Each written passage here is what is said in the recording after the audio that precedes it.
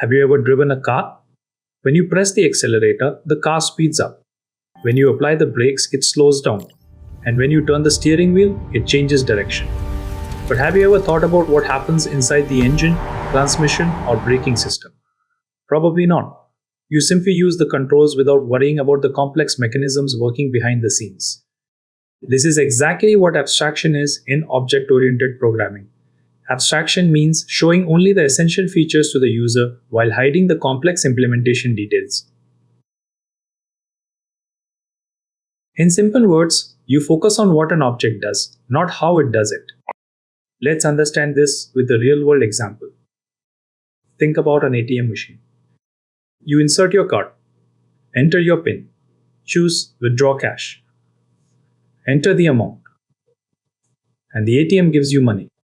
Behind the scenes, the ATM verifies your PIN, checks your account balance, communicates with the bank servers, updates your account, records the transaction, and controls the cash dispenser. But none of this complexity is visible to you. You only interact with a simple interface. That's abstraction. Here's another example from software development. Imagine you're building an online shopping application. A customer clicks the place order button. Within a few seconds, the order is confirmed. But behind that single click, many operations happen. The system validates the customer's details. It checks product availability, calculates discounts and taxes, processes the payment, updates inventory, generates an invoice, and finally sends a confirmation email. The customer doesn't need to know how each step works internally. They simply click a button and receive the result. That is the power of abstraction. In object-oriented programming, abstraction allows us to define what should be done, while leaving how it should be done to the classes that implement it. In Python, abstraction is commonly achieved using abstract classes and abstract methods. An abstract class acts like a contract. It defines a set of methods that child classes must implement. For example, imagine an abstract class called payment.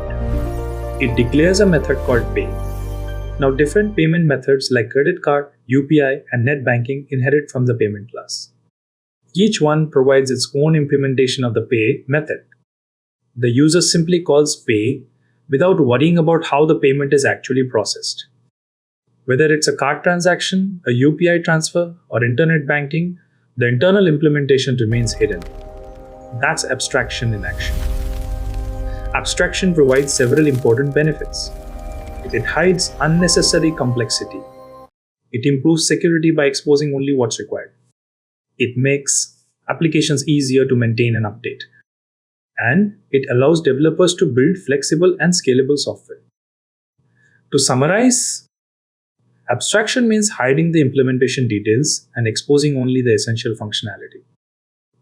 It answers the question, what should happen?